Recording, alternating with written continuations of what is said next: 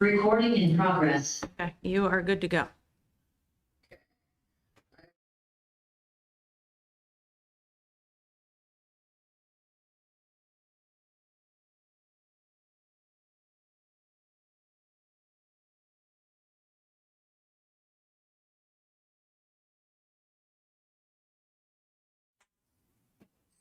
Seven. The G. police department contract. Okay. I'm gonna put that as G, 6G, unless that doesn't make sense. Okay. So I will entertain a motion to approve the agenda as amended. Okay, all in favor? Aye. All right, so next is public to be heard. So anybody in the room, I'll start in the room. Representatives from Brownell Library here this evening, and that's all. Okay. They can certainly speak if they would like about other things, but nobody's brave tonight. Okay, that's all right. Well, I got Steve Eustace online, so Steve, take it away. Hey there. So I just wanted to bring up something, a lot of people have noticed, but Route 15, Pearl Street and beyond over to the interstate, which is in partly Essex and Colchester as well. And I know we have plans this year to improve our section of it west of West Street Extension. But the other sections in Essex and Colchester are also very bad, and especially when there's any kind of rain. It doesn't need to be like a flooding rain, but just like a tenth of an inch or something. It gets really dangerous when people drive because the cars can get stuck in those ruts, and it's like driving next to a water skier. And it can be like a fire hose of water onto your car, and your windshield wipers can't keep up.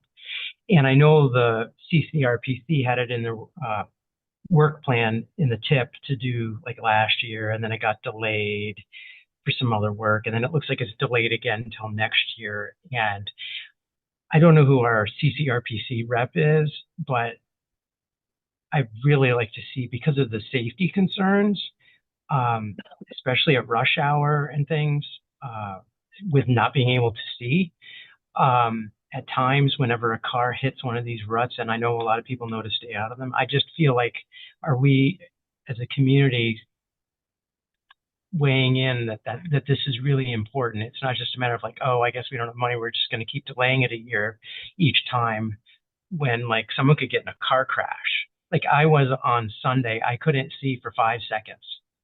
And it's, that's very scary when you're driving in a car. Anyway, I know we were a rep to that organization, so I just wanted to bring it up. So, Thanks, Steve. that's all I got.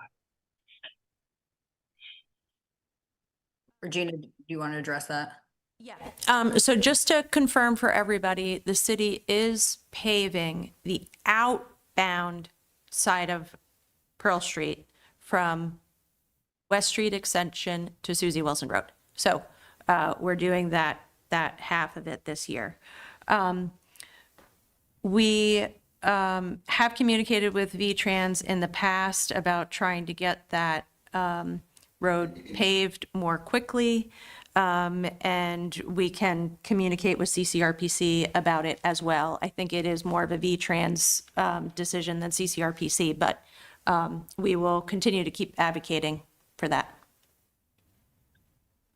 Thank you.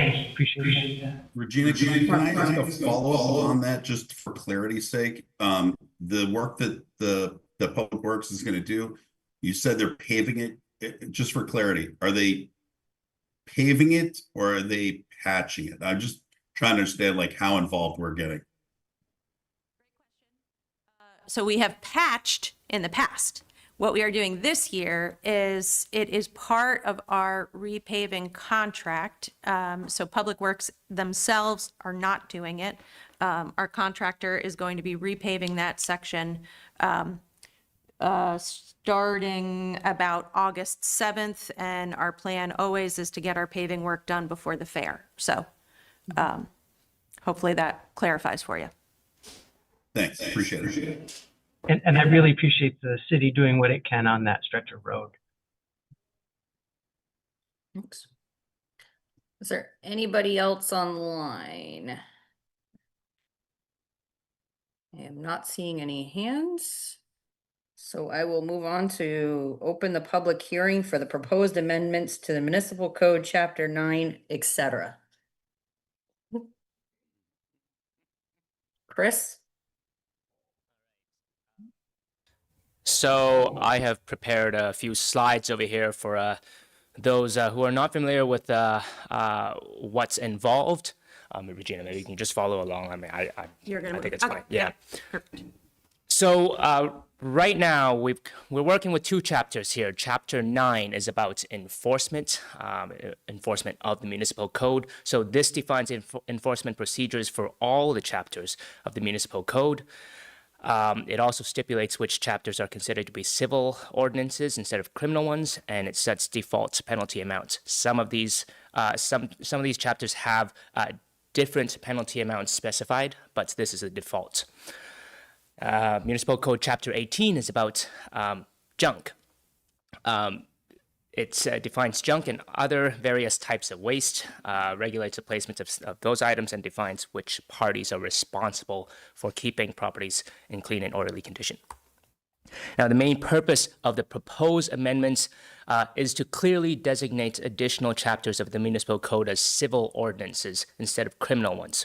And while the penalties for criminal ordinances can be higher, the enforcement of civil ordinances is generally more simple and less resource intensive.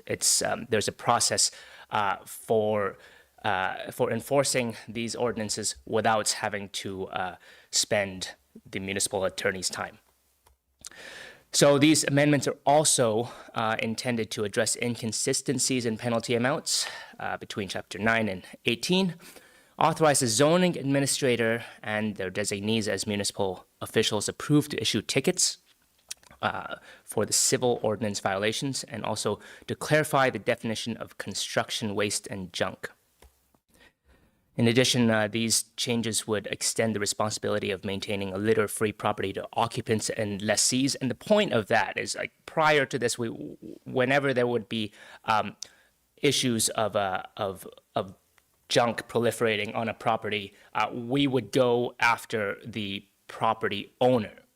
And the property owner would sometimes come back to my department and say, well, the only thing I can do is to try to evict the person that lives there. That is not our intent. The city's interest is solving the junk problem, not to try to kick people out of their homes. So whenever it's possible, we want to go, we want to address the problem directly, not through the landlord. I mean, if it needs to be through the landlord, so be it. But this is one more avenue for enforcement. This also incorporates some technical changes recommended by the city attorney, and also it requires that backyard composters be properly maintained such that it does not cause a public health risk or support vermin. It also removes a reference to an ordinance appeals board that does not exist. The full packet includes the proposed amendments with track changes. That's all I have. Okay, I will open it up to public comment then. I'll go online first. Steve? Thank you. I love the changes, Chris. I thought they made sense, and I appreciate the city taking the time to make these updates. I did have one question, though, that I didn't see addressed, and maybe it's addressed, which is why I'm asking. What do we do when people put junk on other people's property? For example, in our neighborhood, at the intersection of Hayden and West Street, people think it's a place where they can put things that they don't want anymore, and, you know, with a free sign, and they'll leave it out there for weeks. And I know Public Works or other people have come by eventually to, like, get rid of it. We don't know who's dumping stuff there. I know, I don't think we're the only place in the city where this happens, but does it become the property owner's problem because people think it's a great idea to, advertise for free things? Because I don't want to all of a sudden be in the situation where our neighborhood is getting fined because, somebody left, children's toys and a whole smattering of things there. And I'm sure Marcus was close by. He's seen it driving by where people tend to put stuff out there. Anyway, is there anything covered in the ordinances on those types of scenarios, Chris, or how would the city handle that? I understand correctly, you're referring to items that are placed in the city right of way. Is that correct? No, people put them behind the sidewalk, so it would be not on city right of way. I mean, it could be, but in the location I'm talking about, it's not in the right of way. That sounds to me like a private property issue. If it's sitting in the city right of way, then it becomes a public issue. Regina, I don't know if you have a better answer to that. Yeah, Steve, I'm not sure that we can, maybe I'm not thinking broadly enough about it, but I think ultimately this is the issue of the property owner. I think as in the situation that you're describing, I think we would try to work with all parties and try to get this sorted out as some sort of, education or something. But I think at the end of the day, we do need to be able to hold the property owner accountable. And I'm not quite sure how we would prove that it's not the property owner who is causing the problem, and therefore hold the person who put the stuff there accountable. That's it's tricky because no one's house is right there, so people can do it in the dead of night, and I'm pretty certain it's people that don't live in our neighborhood. There could be some people in our neighborhood, but I'm certain it's people from outside our neighborhood too, and it's rather unfortunate. It has gotten better in the last year, but I was just thinking of it in light of the penalties and such. And I understand the pickle that the city's in, but I don't want to all of a sudden, we can't be the only place where there's not a house and people see it as open. So what a great place to put unwanted things. So what I can tell you is that the enforcement process is quite involved with it. There's a warning involved. There's a time that's provided to address the situation. I don't. It would be quite unlikely that that a property would be hit with fines just for a kind of an occasional issue that, like you described, coming up, Sure. Without at least a lot of prior warning. Okay. No, that's helpful, Chris. And obviously we have all worked together, with the police and other groups trying to figure out who's doing the dumping and getting things cleaned up. And like I said, it has improved. It sounds like I understand what you're saying, kind of more of a stuff's persisting for a long time and you need a way to get it out of there, versus something was there for a week or two and we finally got it out of there and, such. All right. Thank you, Chris. I appreciate that. Thanks, Steve. Are there any other questions online? All right, I'll go to the room.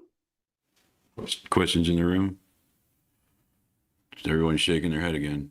Lively Okay. bunch tonight. Oh, Brian, I have a question though. Although I think, Chris, are you going to be here for the discussion of the CAP proposed ordinance as well? Because I'm not 100% sure where to ask this question. It's about an inconsistency between the two ordinances.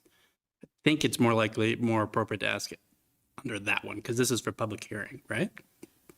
Just go ahead and ask it, because I'm not sure Chris is going to stay that late. so- Okay, that's why I'm asking Chris. Yeah. Okay, so it seems, Chris, like one of the points of this new ordinance, and I support this, is that it allows your office or one of Regina's delegates to do some of this enforcement, as opposed to just the city manager and or a non-existent board, right? The police could have, had always had the authority to do so. Fair enough. Fair enough. I did notice in the proposed cap ordinance that it is not so delegated. It's only allowed to the city manager. Now, I imagine that rubbish enforcement happens way more often than environmental enforcement when they're doing construction on the Crescent Connector, and that so it might be moot. But I was wondering if you thought it was if we thought it was useful to have the same staff delegation in that ordinance. The cap ordinance does read the city manager or an agent designated by the council. Right. Whereas you don't need city council intervention to do for Chris to write the sticker right, under the proposed rubbish ordinance. Correct? Yes. So excellent point, and let's make sure that's on the record when we get to the cap, because I think that's a good recommended edit we can just sort of make to that one to make sure that's mimicked. Okay. Thank you. Yeah. Okay. Seeing that there are no other questions, I will entertain a motion to close the public hearing then. So moved. Getting a second? Okay, all in favor? Aye. Any nays? Okay.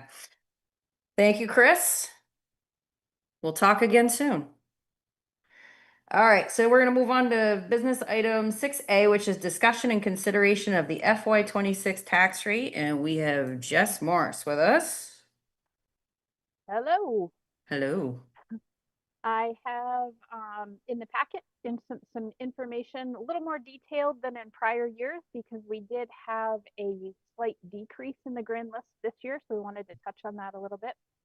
As you'll recall from the annual meeting in April, voters authorized raising just over 11 million in property taxes for FY26. Like I mentioned, the grand list value did decrease slightly from 2024 to 2025. And this is primarily a result of a change that was made at the state level in how utility properties are valued. Primarily, the big one in the state is dams and their energy production. So we saw a pretty significant decrease in the utility values on the grand list.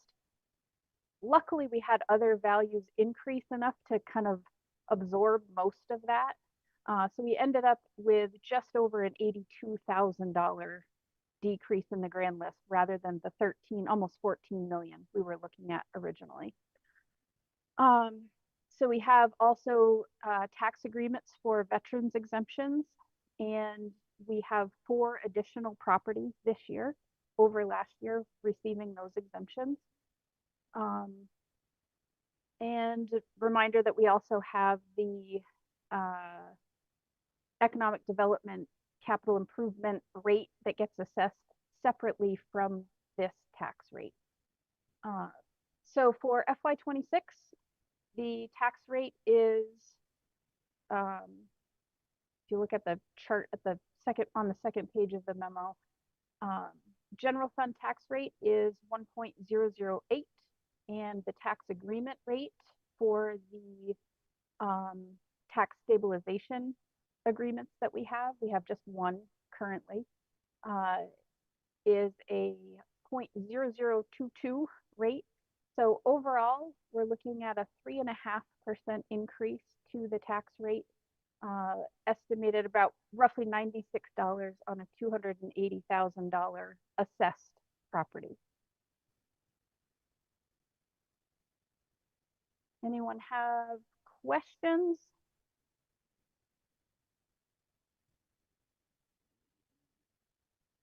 Seeing hands flying up. Yeah, we have questions in the room. Oh, But okay. From the public. Oh, okay. I will entertain those now then. Whoever has questions, they should come up to the mic. Okay, is that me? Yep, that's you, Dottie. Okay, it's Yep. Dorothy Bergendahl, Taft Street. I keep wondering why we're using a $280,000 sample. Since, is there anything in the city that you could buy for $280,000 these days? It's not what you can buy, it's what the assessed value of the home is. Yeah, still. So I've lived in my house since 2004. It's assessed at $222,000. You're very lucky. So as we come through reassessment and that dollar value increases, the example price then increases. Okay, so we have to wait till the end of the reassessment before that Yeah, number's turn. going to change. Yes. Yeah. Okay. So that's the median assessed value, roughly. Yeah, Yeah. and I think we're going to be stuck with that through the budget process for one more year. Because nobody's shown up to reappraise my house yet. Okay. Are there other questions? In the room, Tim? No other questions in the room.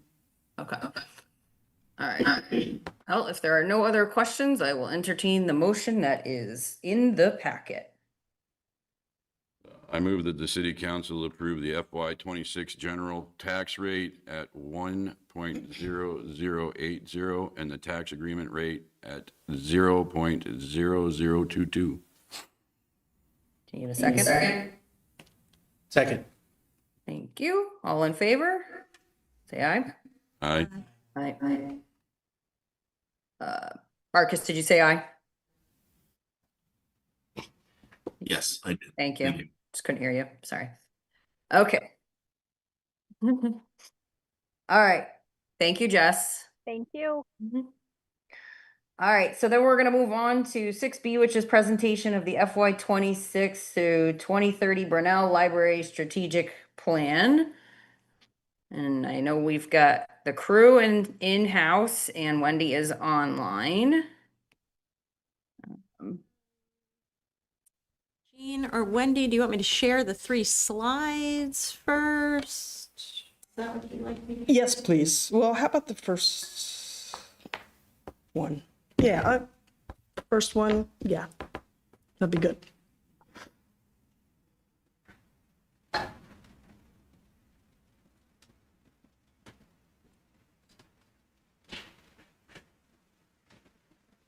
Okay. Thank you for putting that together, by the way, adding that. My name is Jean Grant, and I'm the chair of the Brownell Library Board of Trustees. And with me is Dorothy Bergendahl, who's the treasurer, and Sheila Porter, who is the secretary.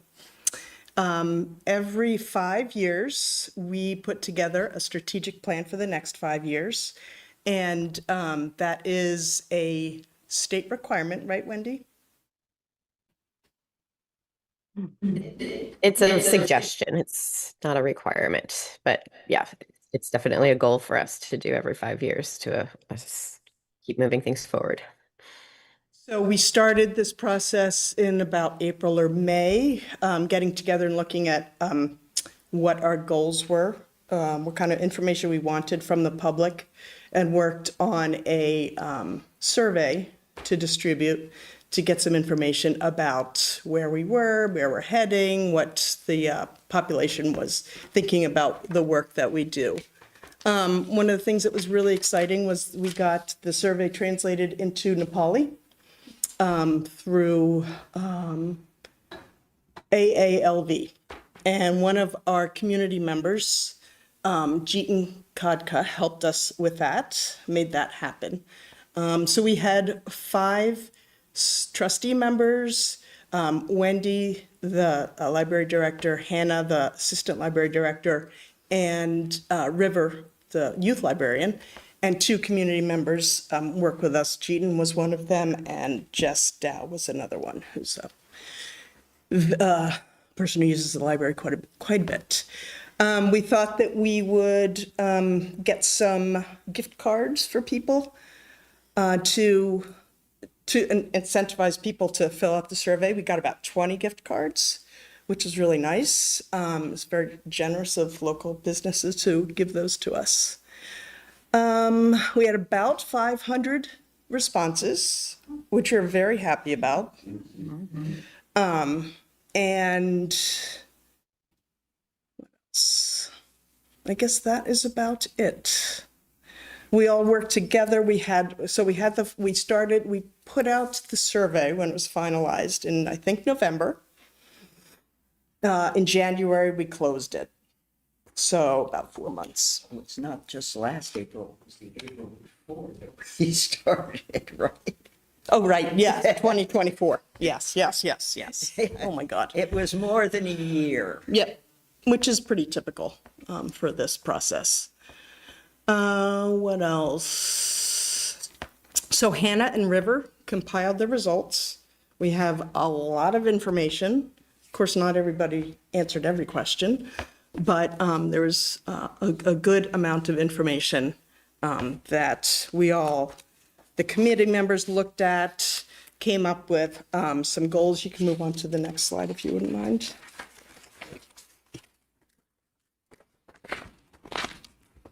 So we used the survey results. We talked to the Brownell Library staff, who are the drivers of services, obviously, and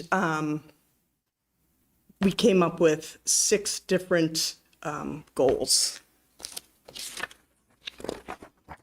But the 4, you can go to the next slide, please. The key goals were community and belonging, trying to make sure that as many people from different walks of life are served by our library and feel connected to the library. We want to make sure that there is plenty of ability for people with all different abilities and needs can access the library. Make sure that it's welcoming. And we have, of course, good physical service, or physical environment like lighting and heat and air conditioning and all that kind of thing. And also, we are working a lot with staff and on a sustainable library initiative to try to make sure that we can continue doing what we do and that staff are supported in that. So it was a really, really great, I thought, process with a lot of input from a lot of people. So then we can move on to the next slide, which is the more detailed strategic plan. So you are welcome to read at your leisure because it has a lot of details.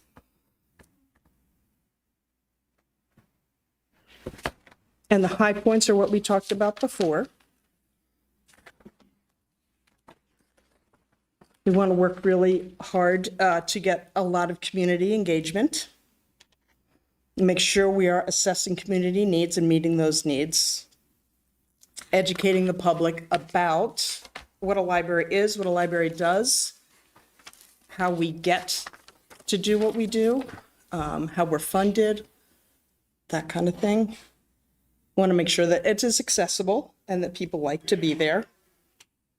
And of course, make it so that as many people as possible are getting what they need from the library. And again, making it sustainable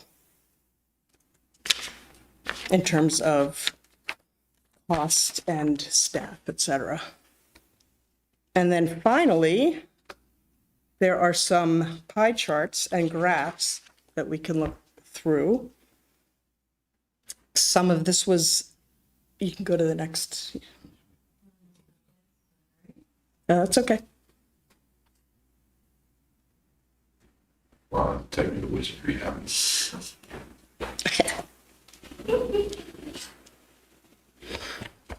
So most of the people who replied to the survey were residents of Essex Junction.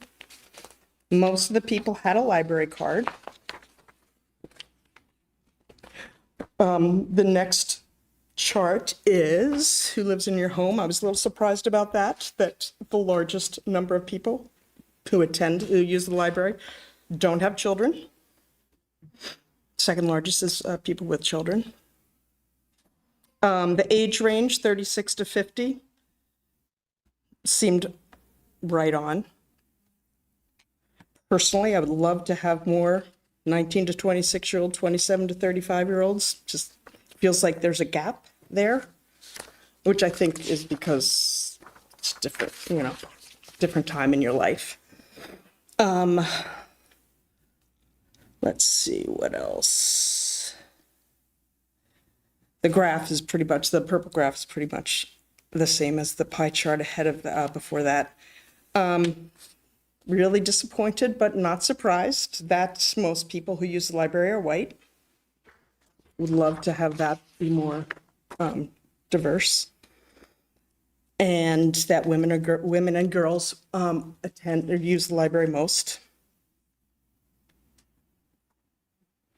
We tried to see if people who are in the LGBTQ plus community were attending much. And yes, but, again, it's mostly white heterosexual people. So those who chose to fill out. Of course, and who identified as so, yep. And yeah. Well, all these questions. Right. Most people did not identify as disabled or having another chronic condition. Most people own their homes. And most people with children, their kids go to public schools. And then the next slide was very gratifying to see that that people felt like the library is welcoming. And how the services at Brownell Library are described. And there's a large chunk of excellent, which was also very gratifying. People felt like they connected with librarians and other people when they visit, which is fantastic. Of course, we want that community engagement and people to feel like they belong here. And then 99.1% felt like the Brownell Library was a valuable community resource. And 94.9% felt like the Brownell Library saved money, which I was also happy to see. Most people drove to the library, and then the next largest chunk was walking. That's pretty good. Almost 23%. Yeah, I thought that was really interesting too. Yep. And that most people come for the physical collection. And the second most are for free resources. So I think that is great that people see this as something that really helps them financially. Let's see, next page. People mostly visit, the large majority, or not the majority, but most people visit monthly. Most people visit both weekends and weekdays. And they're there in midday. I'm not really sure what midday is. I put the survey together, so I don't know what that was. I mean, it wasn't just me, but I was a little surprised about that actually, because I know there are a lot of people in the morning but the midday could go anywhere from, I don't know, Wendy, what would you say that is? Did we ever talk about that? 10 to 3 or? Yeah, I think in general, we would think of midday as, like a 10 to 3. I think people start rolling in. We're open earlier than a lot of libraries at 9, and we do get more traffic at that point because of other libraries not being open. But a lot of people sort of get their days rolling around 10, and then a lot of people want to get out of there or have kids that they have to do stuff with at 3 o'clock. Is it okay to interrupt with a question here? Is that measurable? Like what times people come in? I mean, it's not a turnstile. It could be measurable with the right turnstile, is I guess what I'm suggesting. I don't know whether the door counter Yeah, tells the us door when counter. the count was made. Yeah, do you know? Does the door count time? Yeah, we can It does, yes. So those were looked at as, yeah, and right now the door counter is not including people that are picking up holds. So that is like a chunk that we're working on getting the door counter moved. So so a lot of people using this aren't counted, which isn't great, but we're working on it. Because the locker pickup brings people in, but not all the way. Okay, also the physical collection, most people said that it met their needs. And the digital online collection, most people said it yes, but the second largest chunk of people had never used the online collection, which I thought was interesting. Because I feel like people are very digital these days. And then finally, the last graph is about the programs. Oh, no, actually, yeah, the last two talks about the programs. Many of let's see. Yeah, I was a little surprised that it says my household doesn't attend events at the library. That was the largest adults. But on the other hand, we do have trouble getting adults to programs. A lot of kids programs are very popular, and in-person programs are, it's hard to get adults in there, and it's also hard to get adults to attend remotely. So that is definitely something that we're always working on. And then finally, the public told us the best way to get information to them, and email updates was top, Front Porch Forum second, Facebook and, calendars third, and Facebook fourth. And that is it. And I'm wondering if anyone has questions. Gene, I'm curious if you guys got 500 responses. How does that compare to the last strategic plan that you guys surveyed that you guys did? I believe it was about the same. Okay. I wasn't involved in that one, but yeah, I'm pretty sure it was about the same. A little lower. I think it was closer to between 350 and 400 for the last one. Oh, really? I think so. Yeah. Okay.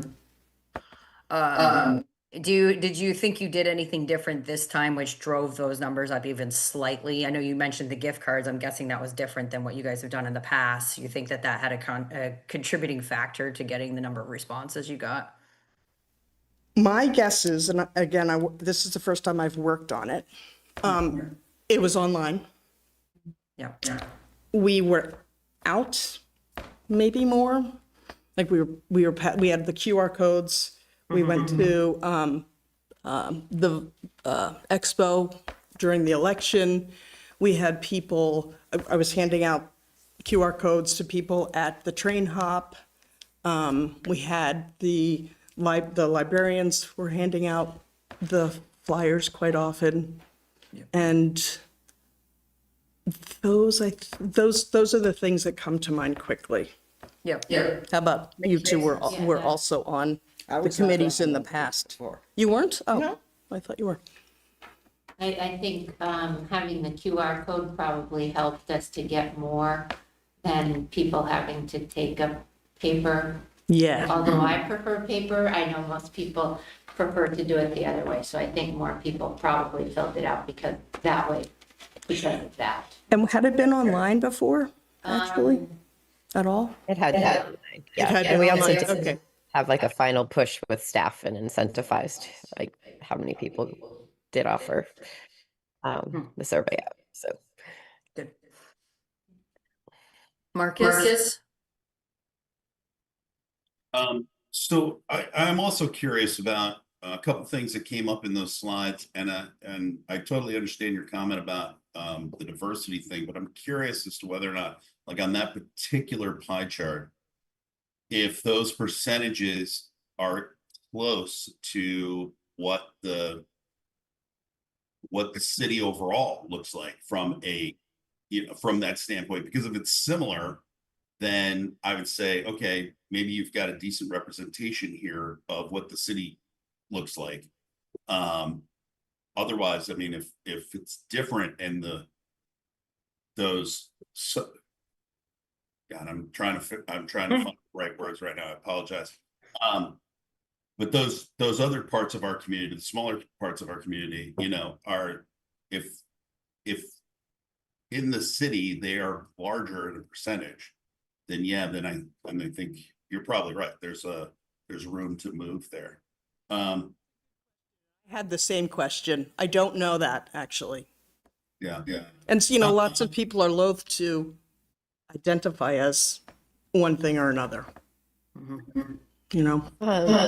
Just looking at, there is 83% white, and then the next jump is 5.5% Asian. So I think we actually might have hit more diversity and some like with more Latino, because I think that was at 12% or something like that. Well, that's great. That sounds like, you know, representatively, we did a little bit better from hearing from those particular parts of our community, which is, it's good news. So I'll take that. The other thing I'll ask is about the programs, because as you mentioned, you know, having the difficulty with adults coming to your programs. Can you give some examples first of some of your online programs, and you know, what do you think are the challenges? Just looking at your demographics again, thinking about that, I kind of feel like, depending on the programs that we're running, it feels like you have a demographic from an age standpoint where there's a group there that you can pull in, you know, and grow from. And I know the whole team is willing to try everything and anything, and I'm really happy about that, because you know, look, we're trying to find the things that click, right? And you're doing a great job of testing those things, so I appreciate it. But anyway, what kind of programs are you? Marcus, it's Dottie. Yeah. In my opinion, we are still suffering the hangover of the pandemic. Before the pandemic, the Humanities Council had in-person programs at the Brownell, and we'd have 70, 100 people. There'd be some children in the group, but then, you know, most of them were adults of almost certain age or better, depending on the speaker. Right. But then, because of the pandemic, a lot of things went to online only. You still see quite a few people of the age range that I'm referring to in the stores wearing masks still, because they're afraid to come out. And maybe not terribly comfortable with. And not Online. terribly comfortable about Doing being in a online. big group of people sitting right next to somebody you don't know. Yeah. Are the programs online only, or are those programs hybrid? We don't do very many online programs only at this point. We do hybrid. We're trying to just kind of meet people where they are. And I think that the people with the most flexible time are more of the retirees. And I don't think retirees are in general very fond of online programs. This is kind of what we've had, like our current events group really was kind of split for a while of online and in person, but now it's really shifted to in person, and that's I think that's a retired population, and I think it's just people I think are just spread thin at this point, because we do have lots of requests for different types of programs, and even the people that ask for them haven't shown up for them. So I think it's also just when people have the time, and what is the priority once the program time it comes around. And so we haven't really, like, we don't have a really great place to put recorded programs, except for the Humanities Council has their own station that we've linked to, but I think we're trying to just get more people in the building, because it seems like I think people are screened out by the time the evening rolls around. And I think there was like sort of, during the worst of COVID, everybody was home and really enjoying a lot of online things. And I think that's just not the case anymore at all. And even when we've had, like, we had hybrid current events for a while, and then the people in the room felt uncomfortable because they're like, nobody's logging on. And can we please get rid of the computer there? So I think it's, yeah, just also just that in person that some people really are comfortable with, but there's still a lot of people who are just not. So maybe I'll just throw this out, and this is not, we can't dive deep into this right now, but I'm thinking about some of the things that I know that I've heard from members of the community and from discussions, one-on-one discussions with council members.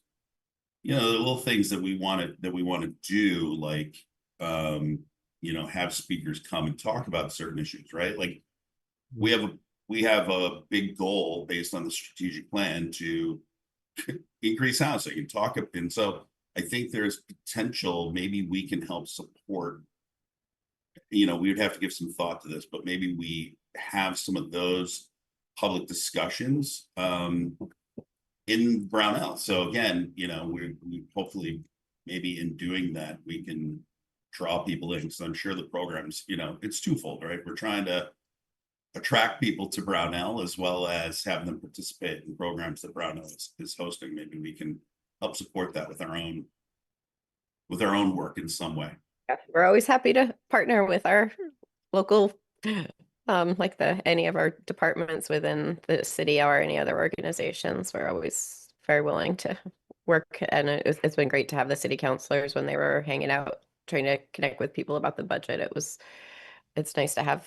I think it's great for our staff too to see all your faces. So I think everybody really appreciates FaceTime as far as staff, and I know the community does as well. And like it really did bring joy. It really made people happy to see the city councilors during this like budget connecting, just to see that like you'd come to the library and we're connecting with people in our building. So anytime.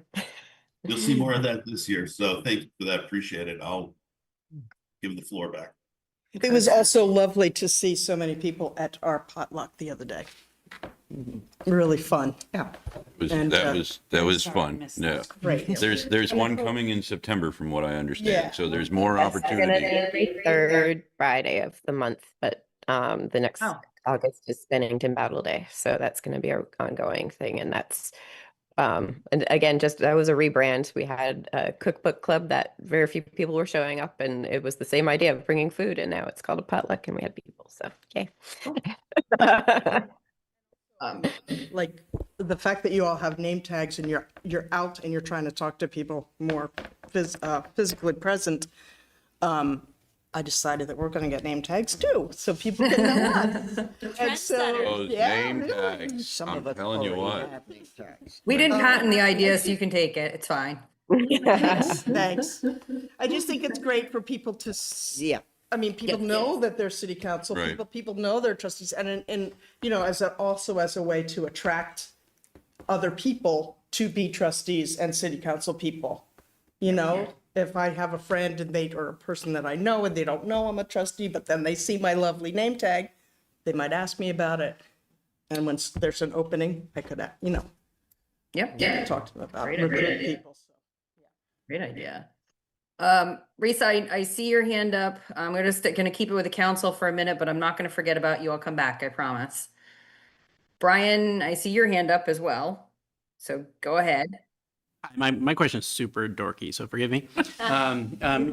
You noticed, I noticed that you said you were using a QR code when you were giving out the survey. I've gotten some feedback when designing flyers and handouts and mailers that QR codes are confusing. So my question is kind of, A, did you just have the QR code or did you have the URL that you could type in on there? And if you did, can you tell from the survey's logs which ones people chose? So people could answer it online. People could use the QR code, and we had hard copies. I'm not sure that answers your question. No, and let me clarify. Like a QR code is just a graphic that becomes a URL. Like, Okay.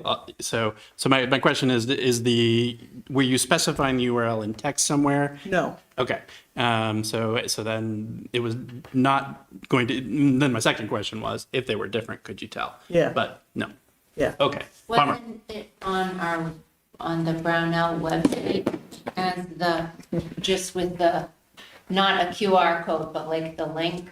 Yeah, I think that there, So- but I don't think it was on the flyers, is what I'm, and maybe no, I'm not understanding. Put it up. I think I had asked for those to be on the flyers after it wasn't, so people could have like I think it was like a tiny URL or something, just because a lot of people don't know what QR codes are. But the we did not have a way to track if people went through a QR code or if they went through a direct link to the survey. Okay, yeah, I'm just trying to, I'm wondering if there's any data on which one they chose, and the next time you do this, give me a call, I'll tell you how to pull it off. Thanks. Thanks, Brian.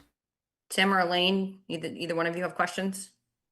Elaine is good and Marcus covered mine, so we can move to Okay. Lisa.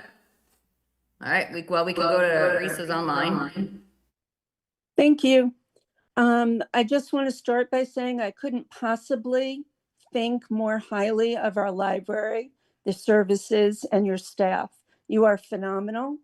I think you're one of, if not the best library in the state, you're like right up there.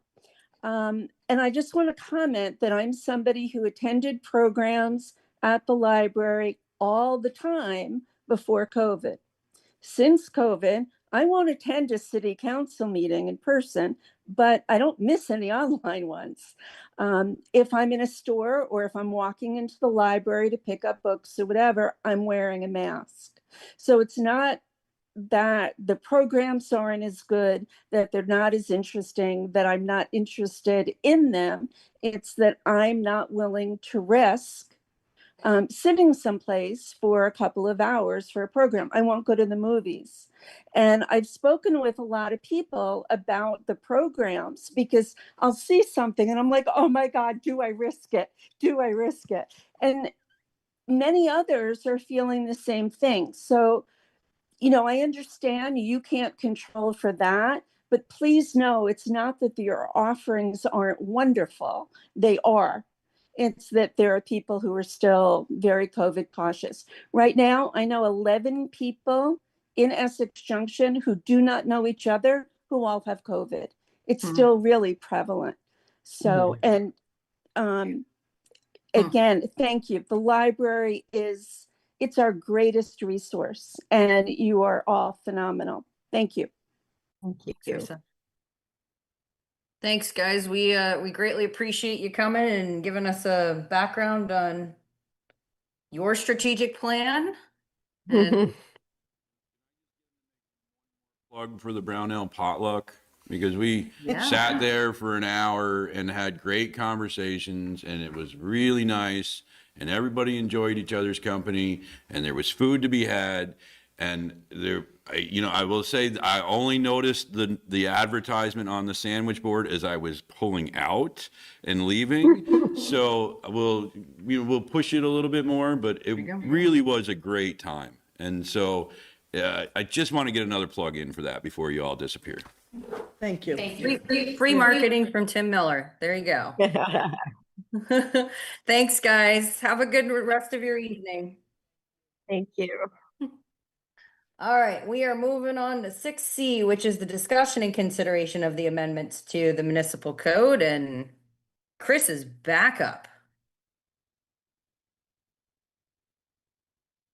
So, city councilor should have a memo in the packets that explains what the options are here.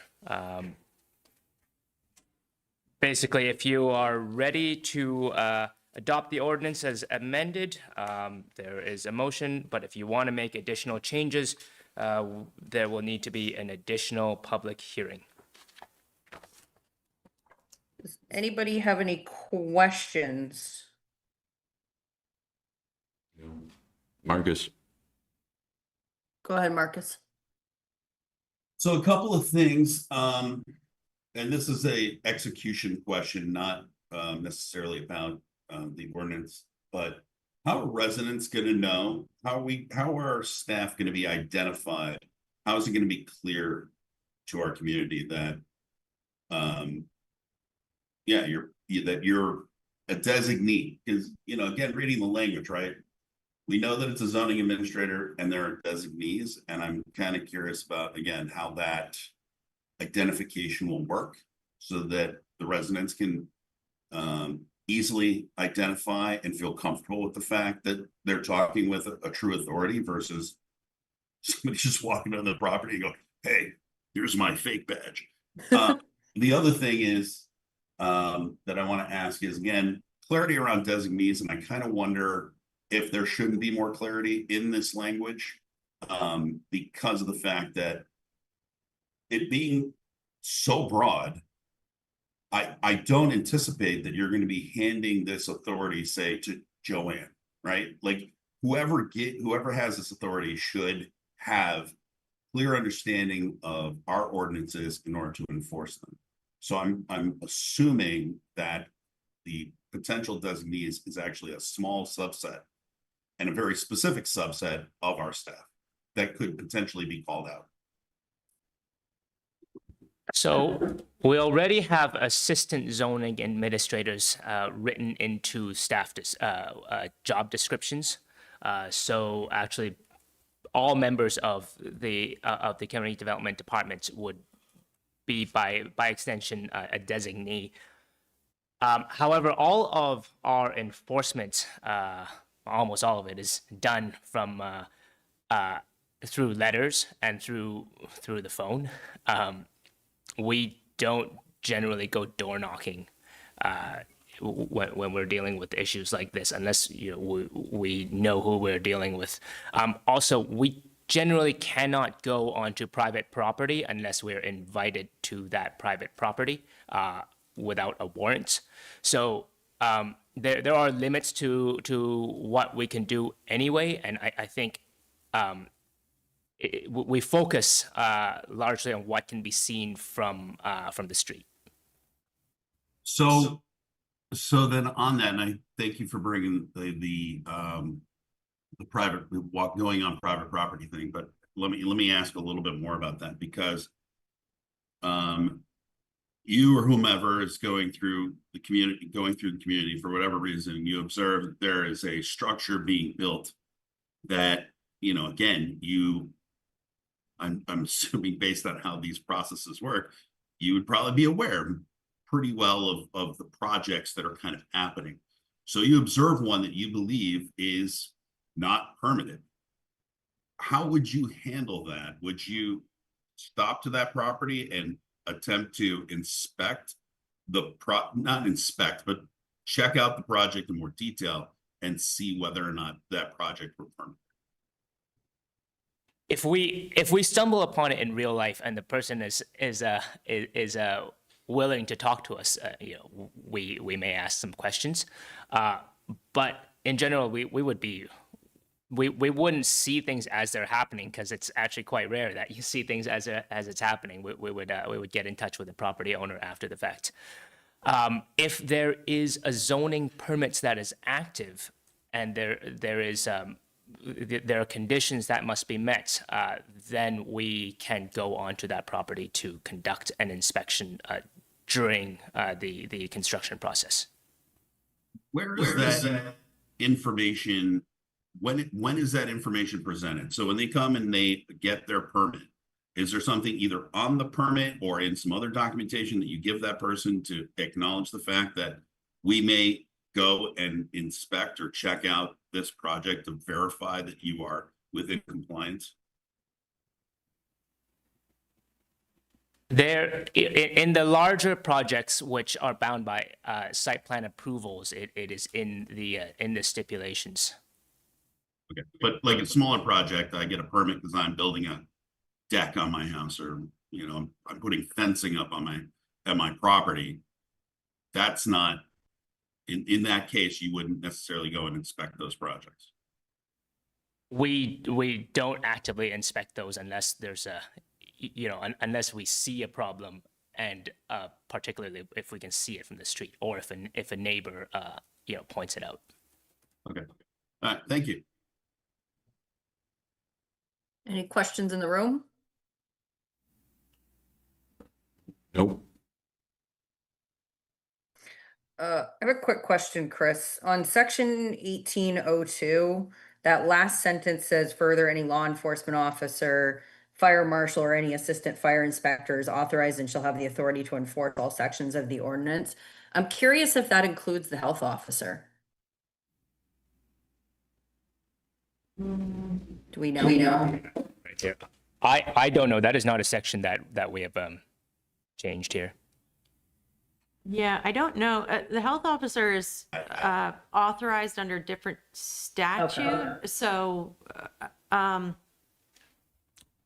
think the answer is no, but I'm not positive about that. Okay.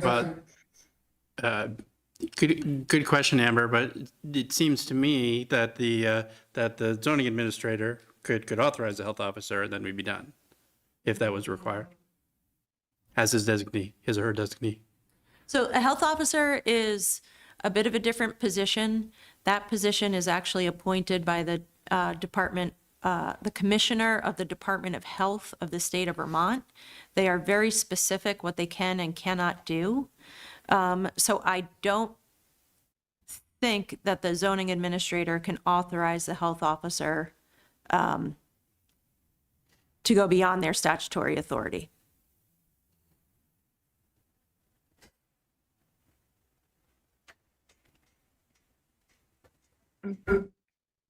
Trying to figure out a way to ask this question because I don't know my own notes, but I think I'm confused by section 1802, which indicates the city manager or the municipal officer shall be responsible for the administration of this ordinance. And I think that goes back to the question that Brian asked about the cap and the consistency of the language.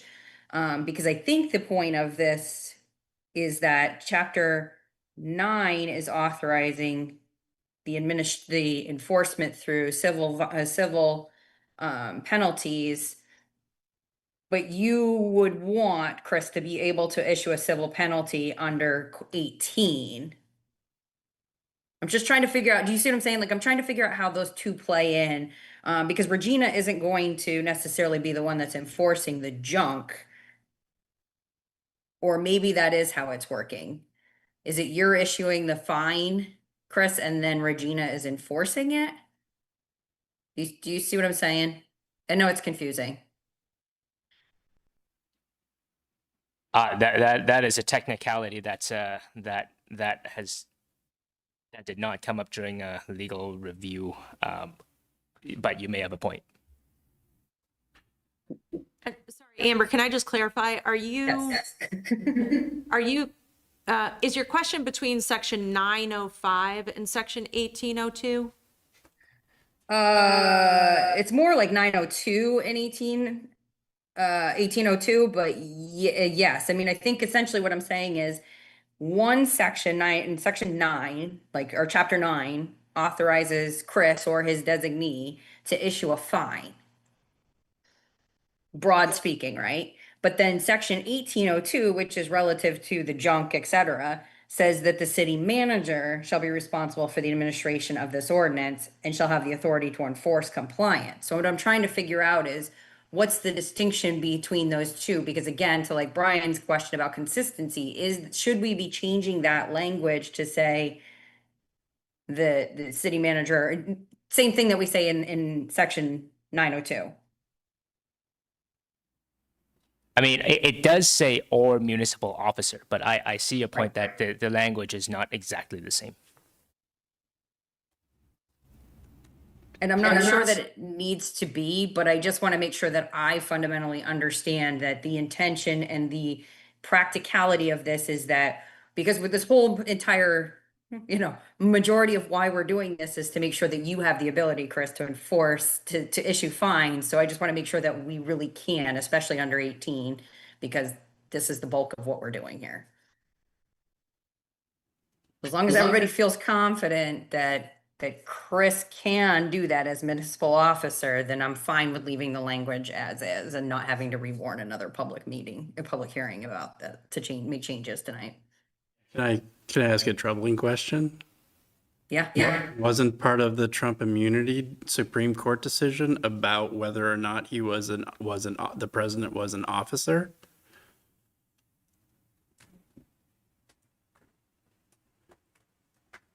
So, I mean, it seems to me under a plain reading, non-legal reading, but a plain reading of this statute, and the amendment in question, that Chris is clearly a municipal officer since he draws a paycheck from the city of Essex Junction. So, but I don't know, again, I'm not an attorney, so.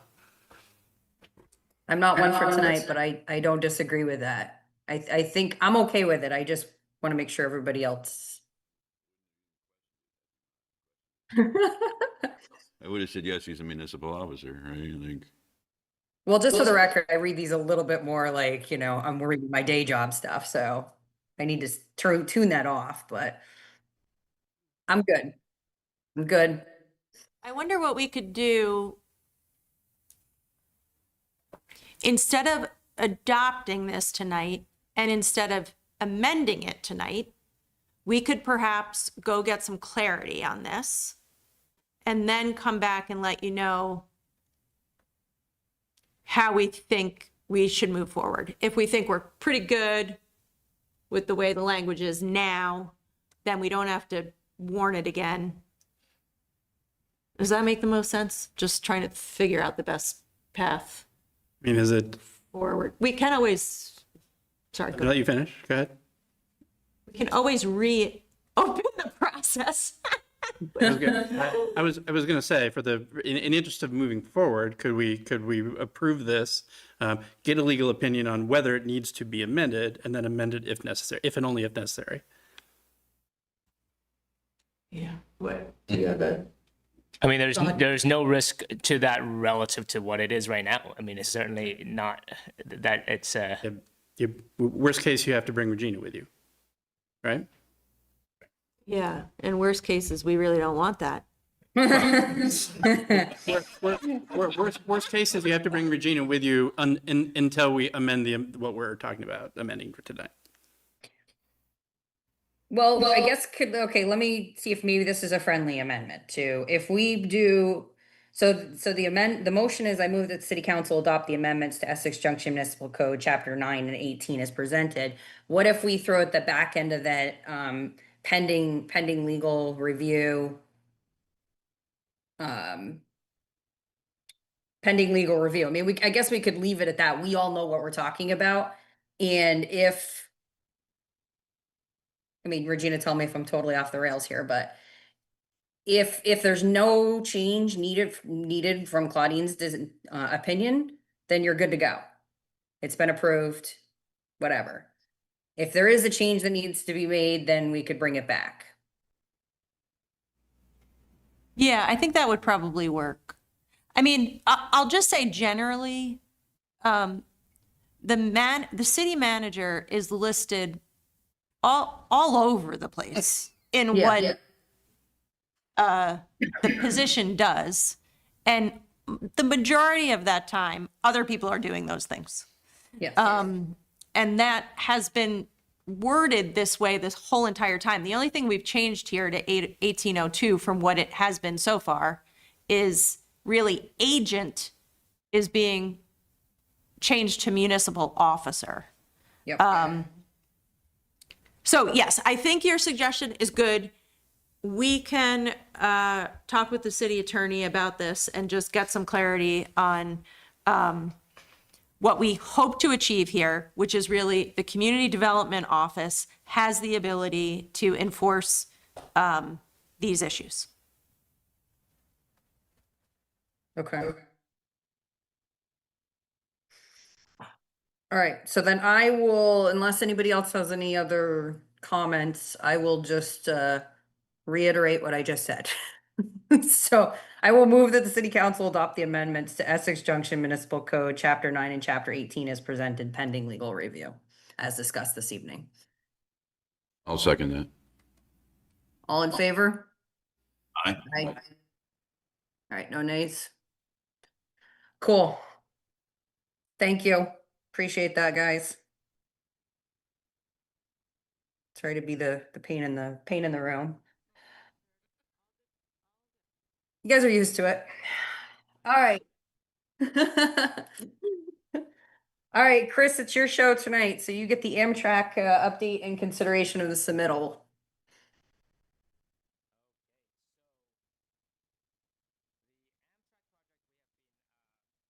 Moving forward with the preliminary engineering with Michael Baker International, the consultant that was hired for the job. I just wanted to provide an update to the city council and get your concurrence that it is okay to move forward with applying for grants obligation. So we basically have what we need to submit to the Federal Railroad Administration for grants obligation, other than one piece of documentation from NECR that is still outstanding. That's the freight railroad that owns a station. But yeah, I've got in the memo a description of what the design is like so far and what is in the scope. Let me share your slides. Yeah, I've got some slides to just kind of walk you through what has changed from the scoping study in 2018. And what the design is looking like right now. So the first image here is what the station looks like right now from the side of the bus stop from Railroad Avenue. If you step back a little bit, you can see what it looks like with buses there. You can see there technically is not enough room for two-way traffic when this situation presents itself. Generally not a big deal, but it is something that the project tries to address. The third image here is what the station looked like not that long ago from the side of the tracks. And the next image is what it looks like right now. So as you can see, it already looks a little bit better. We haven't even done anything. This is the Amtrak ADA station platform project. This is completely led by Amtrak. The city's only involved a little bit in terms of coordinating some of the engineering review regarding how it interfaces with the street. But yeah, this is what it looks like. The changes are on the platform and the connection to the parking area only. The next slide over here shows what the inside of the station building is split up like. So only a portion of this, really less than 1/3 of this, is currently used as the Amtrak waiting room. In fact, where the part that's labeled as Amtrak lease space, actually only the left half of it is really the waiting room. In the middle is what was used as NECR's backup dispatch facility. They're actually vacating that space right now because they have moved, they have established remote, I think, remote access to their dispatch capabilities. And the other side of the building is used for some fiber optic switch equipment and is leased to Sprint. That is still there and it is still operating, and that is not going to change anytime soon. You'll see on the far right over here is a kind of building vestibule that is currently vacant and actually has been vacant for a long time, I think over 10 years. It was previously used for a bank outpost. It had a few ATMs in there, but there's no interest by NECR in reestablishing any retail uses there, and I don't believe there are any banks that want to set up anything there anymore. They would prefer that to be removed. This is the next image is what the waiting area currently looks like. It's got about 12 seats, but quite often during during busy times, we've got well more than 12 people waiting at the station. When it's raining, actually, this is not really enough space. You can see there's actually a stack of plastic lawn chairs that they use for overflow seating. It's a little bit sad, but one of my thoughts is that if we could, it would be fantastic to help make this space a little bit better.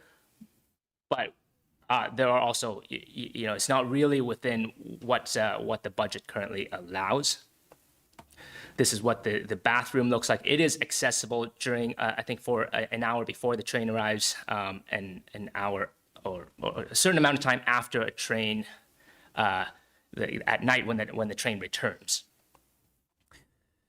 The next image is actually what the dispatch area looked like. Behind this wall is the Amtrak station waiting area. It is being vacated right now. That's why I can actually show you what it looks like. This is what the ATM disused vestibule looks like, and this is a space that we're thinking about actually demolishing and reestablishing a through pedestrian connection if funding allows.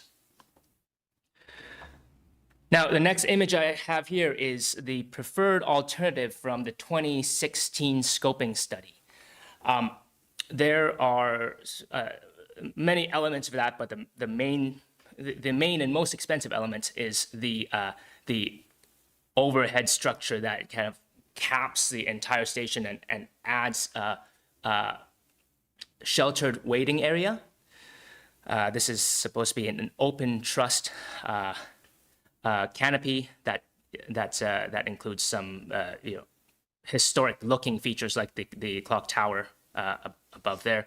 And there's also an enclosed waiting area. I believe that was meant to replace the bus waiting area and also include bathrooms.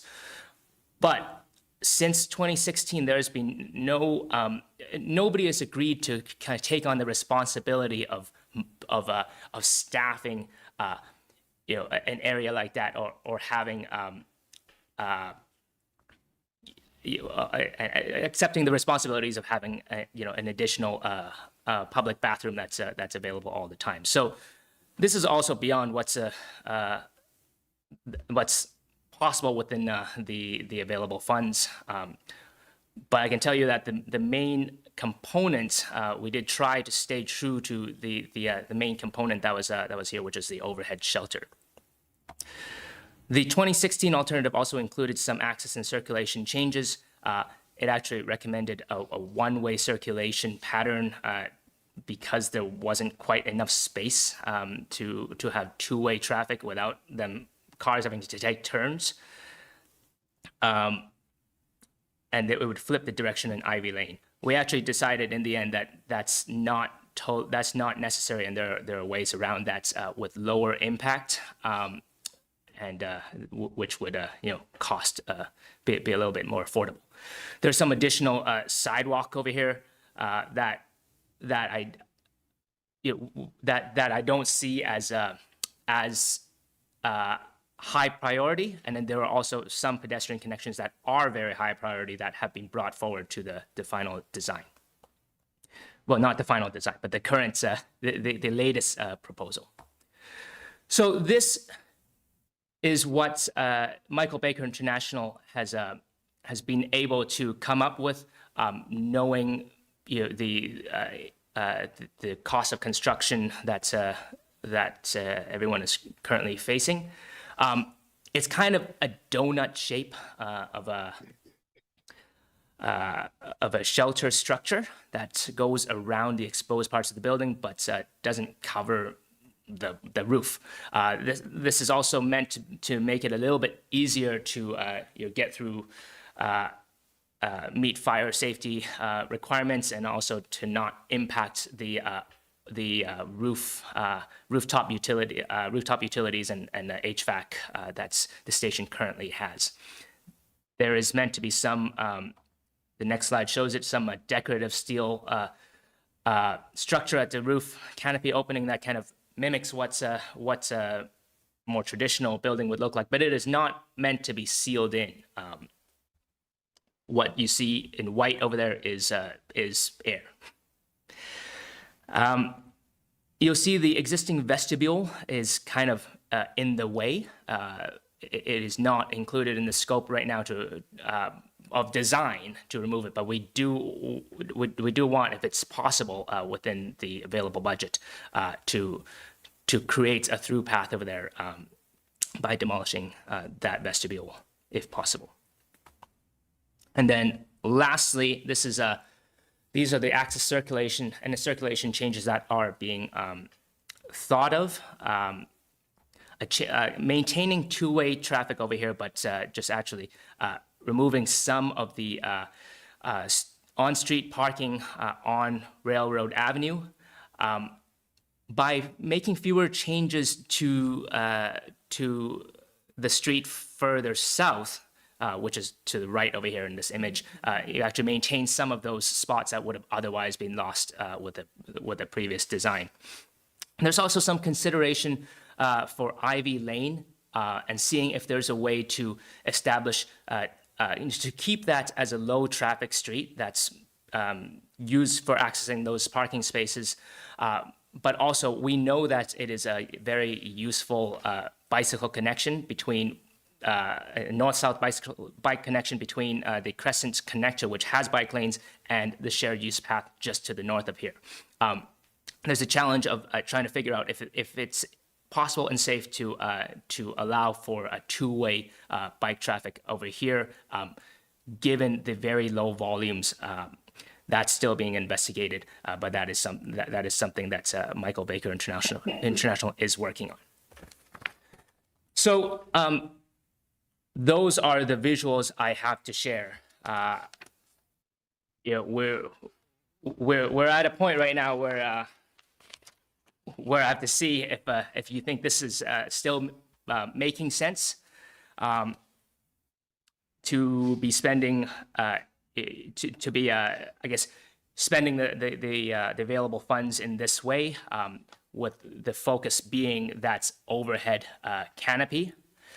That is what we anticipate will take most of the funding, and then to also include some of the other elements of the access and circulation changes, and then these a few add-on items that would only be possible if the budget allows, as we refine this design. And that includes demolition of the disused ATM vestibule, potential facade improvements, maybe new furnishings for the waiting area, and I think it's extremely unlikely, but renovation of the existing waiting room. Amber, can I add a little? Absolutely. So just to remind folks, this is $3 million from a congressionally delegated spending project. It requires a $750,000 match from the city. We wanted to bring this forward because it feels like a lot of money for a steel structure around this building. Having said that, nothing's going to happen to this building unless we continue to move forward on this. We're not going to get $3 million from anybody else to do this. And on the one hand, I'll say I, to maybe make myself feel better about it, it's a $750,000 steel structure, if you think about it, from the city. Well, actually, we do have the Downtown Transportation Fund grant from Vermont. That's that cuts it by $200,000. Yeah, thank you for that reminder. So it's really $550,000 for the city.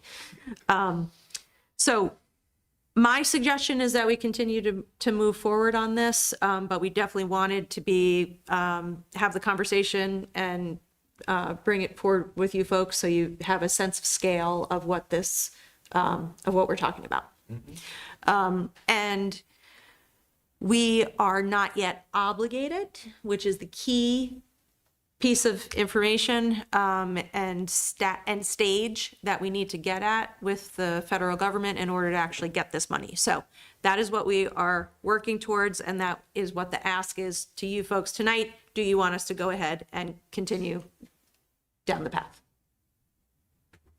Thank you, guys. Any questions, comments? Marcus? All right. Recognizing the fact that this is a project that's been on the books since 2016. You know, every one of us, well, maybe Elaine, you were here for this discussion, I'm sure, but I guess I'm just gonna say this plainly, and I apologize. It feels like why are we doing this railroad a favor? I mean, it's their building. We're covering it up at our expense to help them, because we want it to look nicer, because we want it to not be an eyesore. And it's going to be, but it's to their economic benefit. And I'm not sure. And again, because this project's been around for so long, again, maybe I'm too unfamiliar with what went into this decision back in the day, but yeah, it just it doesn't quite feel right that we're putting this cap on top of this building so it can just be prettier.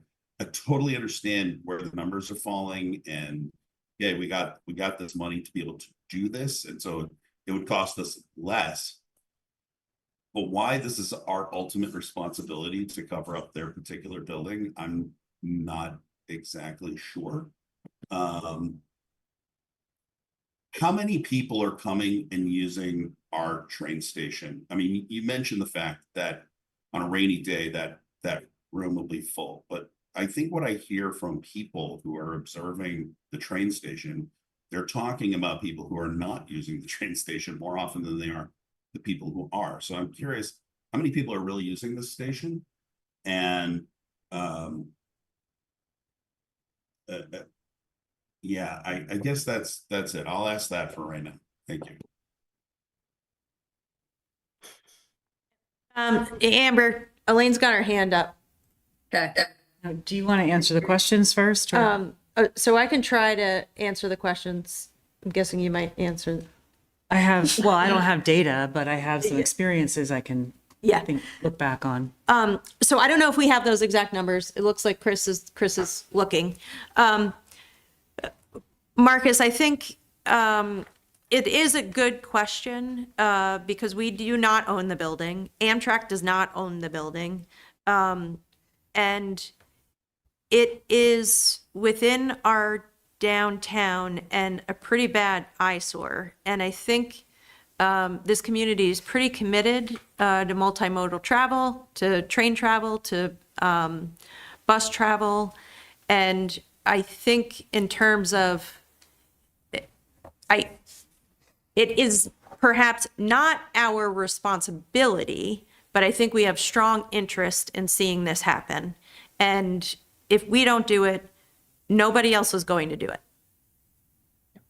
Understood. Let me just add into that then. And Elaine, I'm sorry. I just want to say that, you know, I guess understanding like what's happening at that train station will help me make a judgment call because of the fact that, like, whether it's 750,000 or 550,000 that's really coming out of our pockets, is there other multimodal ideas that we have on the books or on, you know, in our capital lineup that is would have greater impact for the community than this project?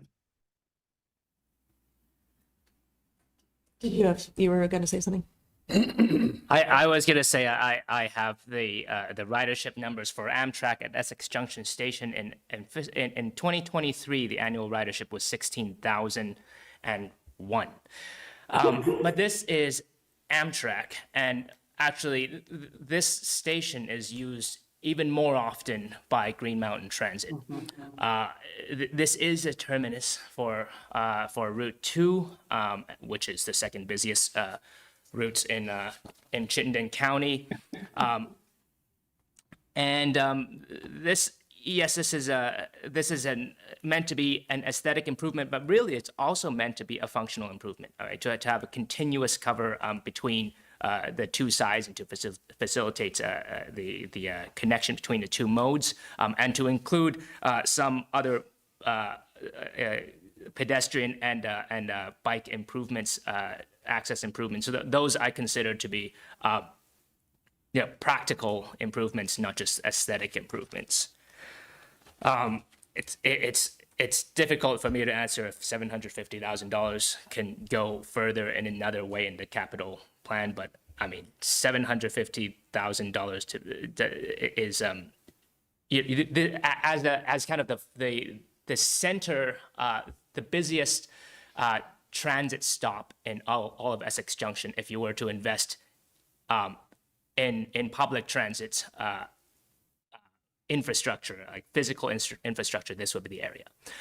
Other thing I would point out is that this type of funding arrangement is actually very common through in North America. I can't say it's actually, it's a great system that American Rail has become, but for better or for worse, like rail in America is largely owned by now freight companies. NECR is a short line railroad that does very much focus on freight. They lease their tracks and some stations to Amtrak because they can, and also because they're the only guys, the people that can that own rail over here that can do it. They do not have a financial interest in this station really looking any nicer. If we make the station look and function better and increase ridership and increase the multimodal outcomes, improve the multimodal outcomes in the city as a result, NECR, the shareholders of their parent company, won't really care, other than perhaps a bit of better PR.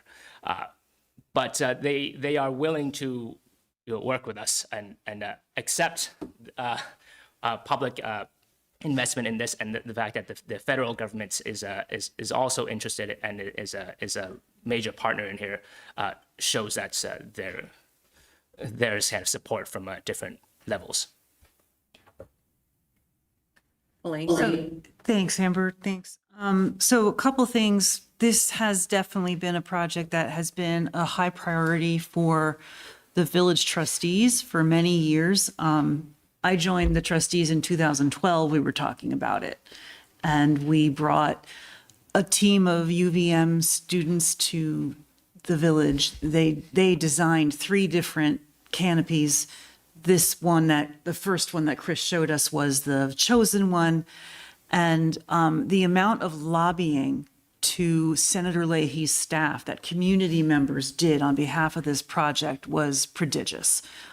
Greg Morgan was definitely the lead on making sure that we got this $3 million earmark. And one of the most important reasons for it was because at the time, Senator Leahy was working with Canada to establish a customs checkpoint on the Canadian side of the Amtrak line so that the Montrealer could come back to Essex Junction.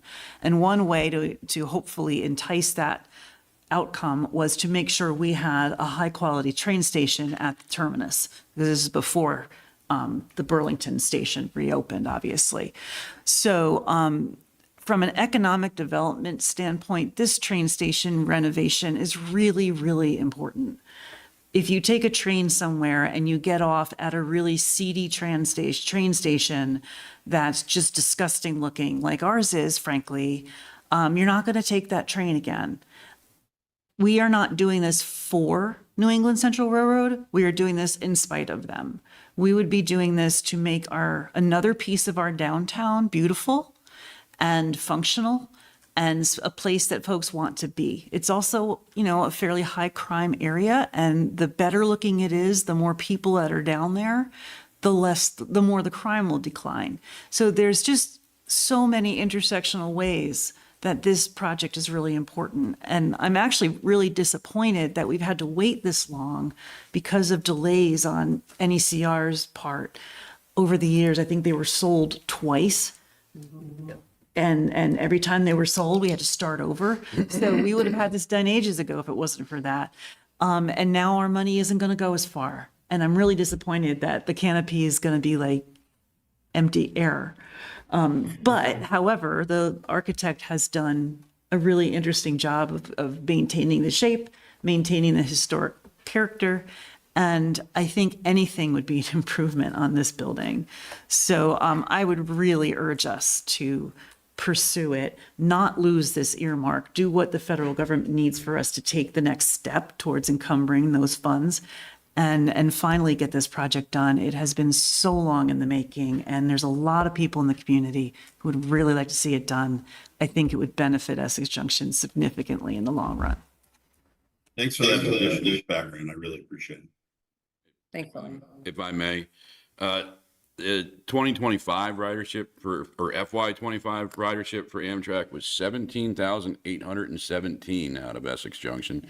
The investment in their ADA compliant ramp that they're working on now, their project, is $4.886 million. They're not going anywhere. It may not be our building to do anything with, but the people that live around it are our people.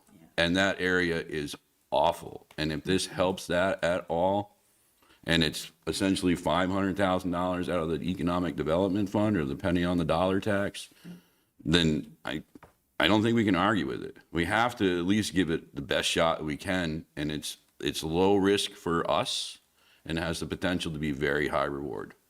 And the next busiest station for Amtrak in Vermont is Burlington at 25,000.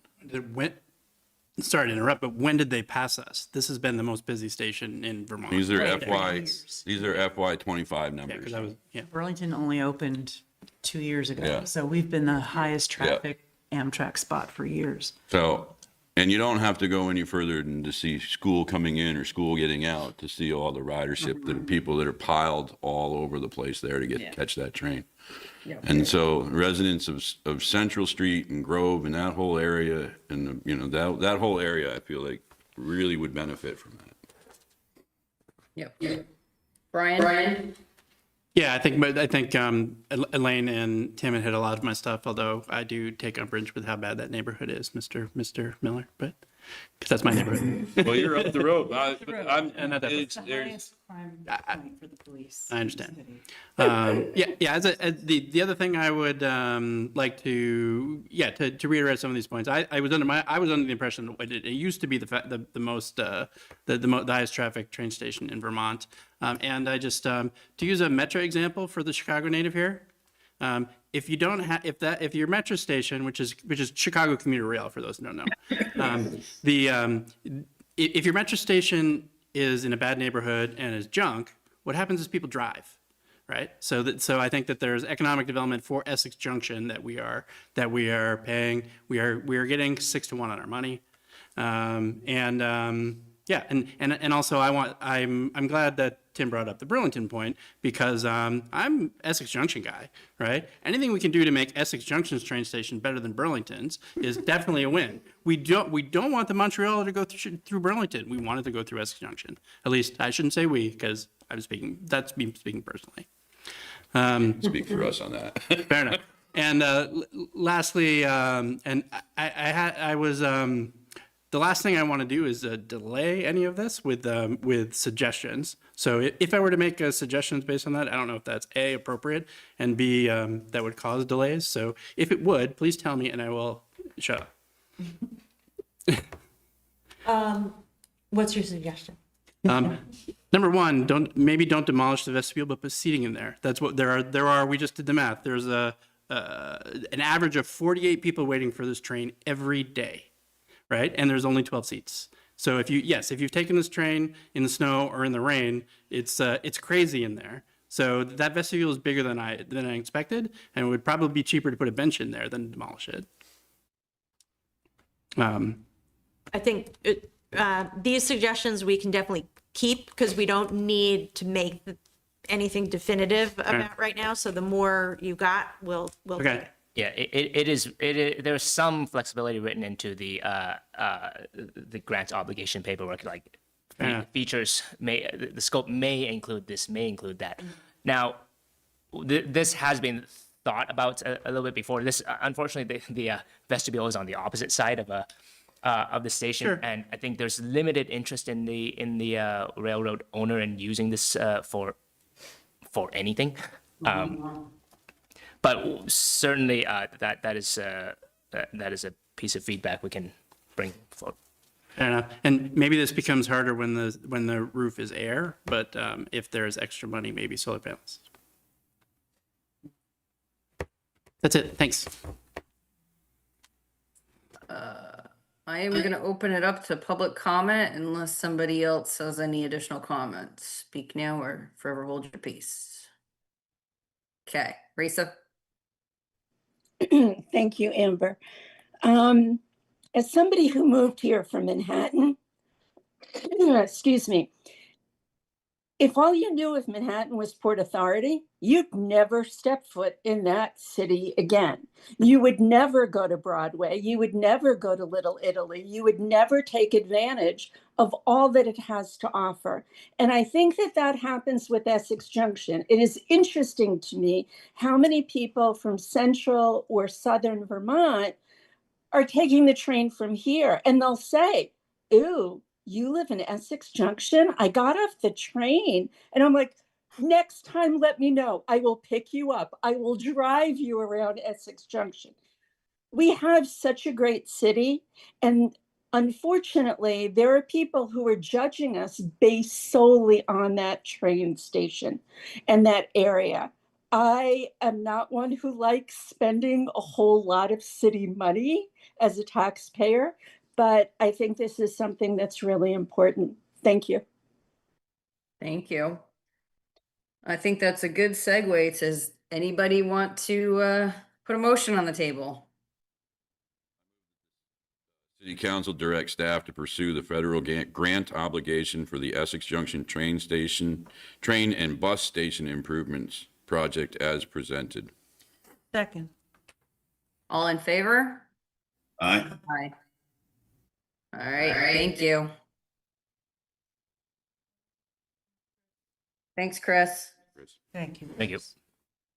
All right, we're moving on. 6E, discussion and consideration of Crescent Connector Cap Ordinance and setting the public hearing. Gina?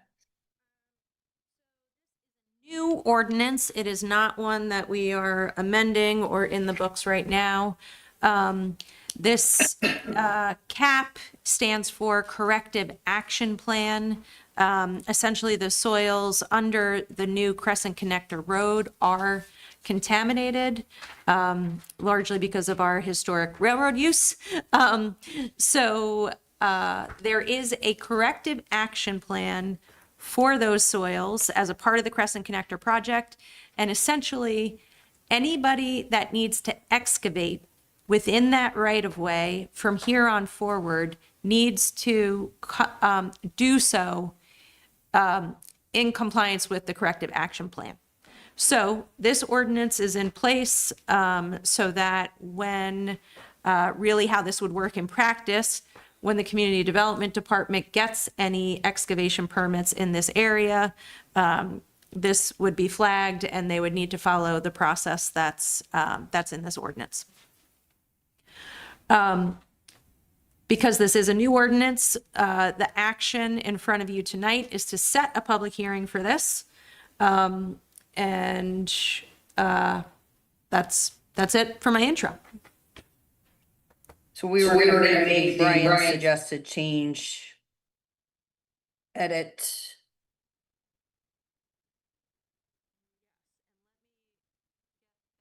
Open so I can be clear.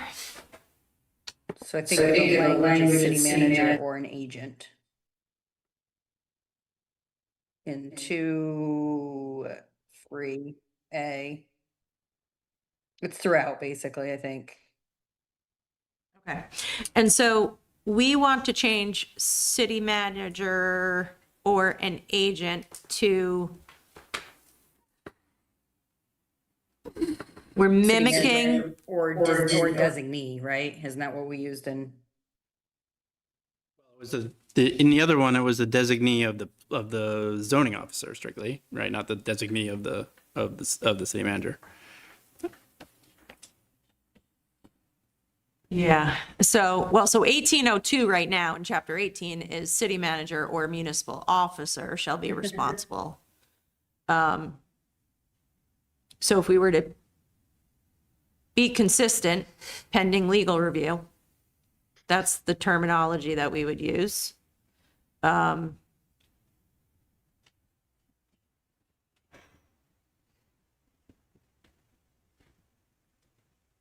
Yeah, certainly you were right to point out earlier, Regina, that you could not appoint Chris to be your agent without us, which seems kind of, I mean, granted, like I was wondering if the reason why this was different was because this is going to come up once a decade, right? Whereas rubbish is going to come up 4 times a quarter, right? So it's more important that it's easier to delegate that for something that happens 20 times a year than happens 1/20th of a year. Yeah, you're right. So this edit that we want to make for 22 is the removal of the city manager part.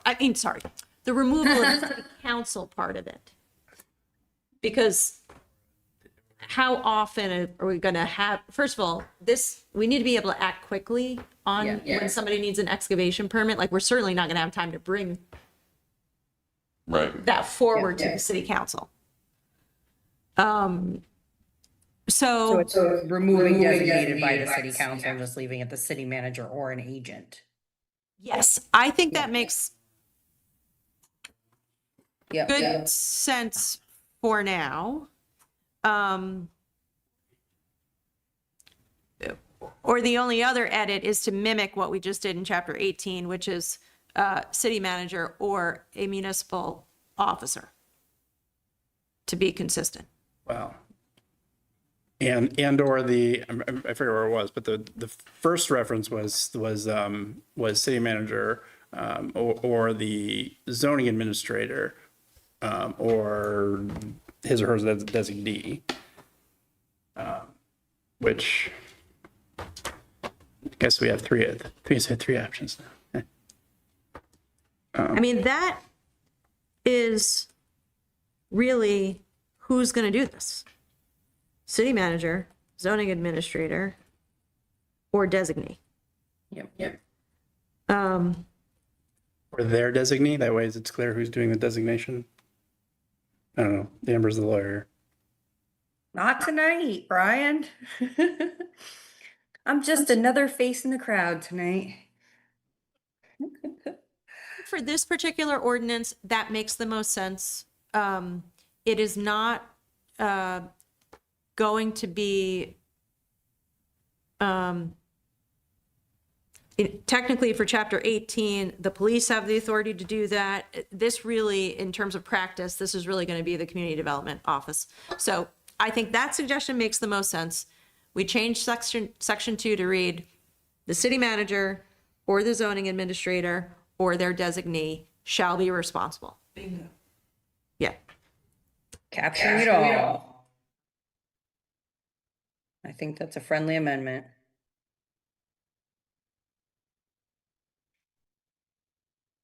Are there any other questions, comments, concerns on that proposed chapter 22? Marcus? You good? Good. Okay. All right. Then seeing none, there is a motion in the packet, I think.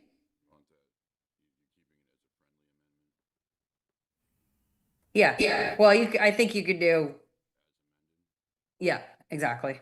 The city council warn a public hearing on August 13th, 2025 at 6:30 PM to receive comment on the new proposed Essex Junction Municipal Ordinance, Chapter 22, ordinance regulating earthwork within the Crescent Connector right-of-way as amended with edits as discussed. Second, anybody?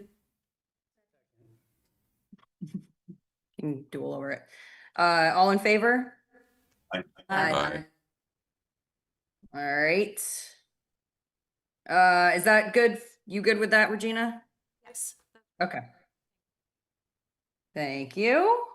All right, we're moving on. 2025 legislative update. The Regina Show. So everybody's got these slides in their packet. Let me share it.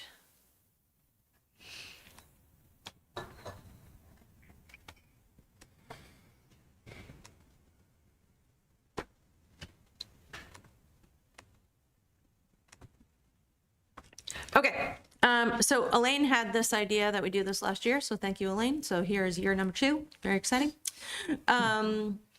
So this is a summary. By no means are these all the bills that were changed. These are some of the highlights, and really, truly appreciate VLCT's work. A lot of this information comes directly out of their 2025 wrap-up. So, first, there are some additional changes to the open meeting law.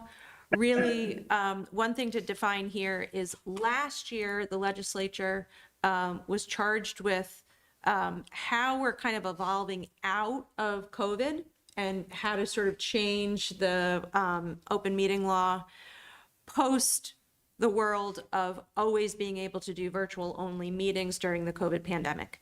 So they made some changes. They identified 2 bodies, non-advisory and an advisory, which is sort of very confusing term. So now they have corrected that.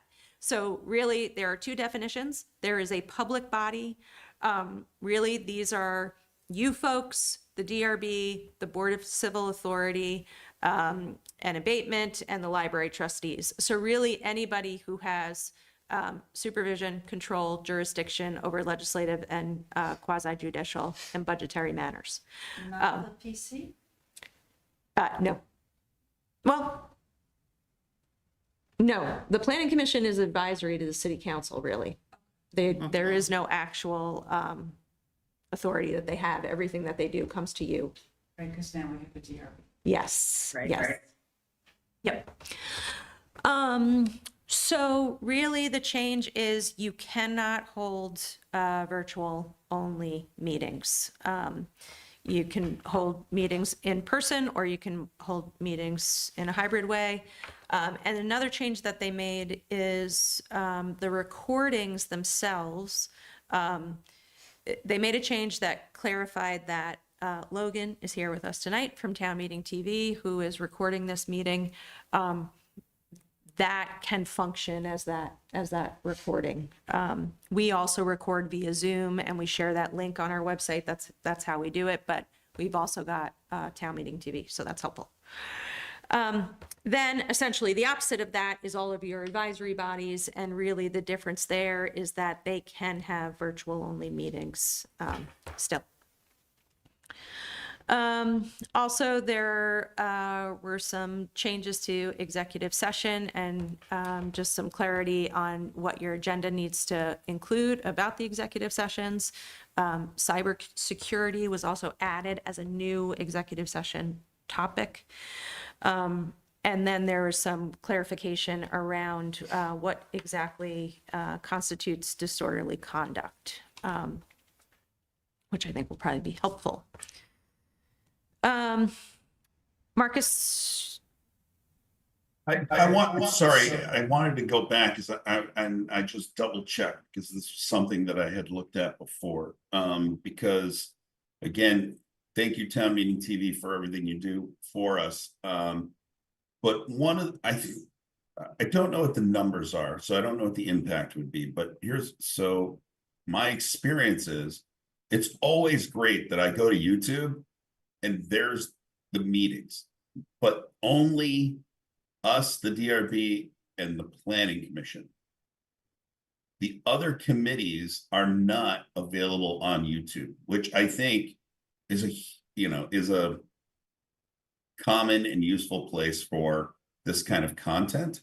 And I think it would be easy for people to find. I know that it's on our website. I know that they can go there, but I wonder if it wouldn't help in some way that all of our committee videos were available on YouTube. And I know that if we were to, I'm going to acknowledge the fact that I know that if we were to ask Town Meeting TV to take the videos that we had and put them up there, there probably would be a cost to that. But I don't know what your thoughts are on something like that, but I just that was something I was thinking about. It is more money for Town Meeting TV to cover those meetings, for sure. We can, I don't know if it's possible to upload our Zoom because they're just links to YouTube, but we can look into that more and get back to you. I'm assuming you have Thanks. the Zoom recordings. There would be I'm not sure if it would be at no cost, but it would be possible to send us the Zoom recordings and upload them. So I definitely reach out to Stephen and Jordan. Okay.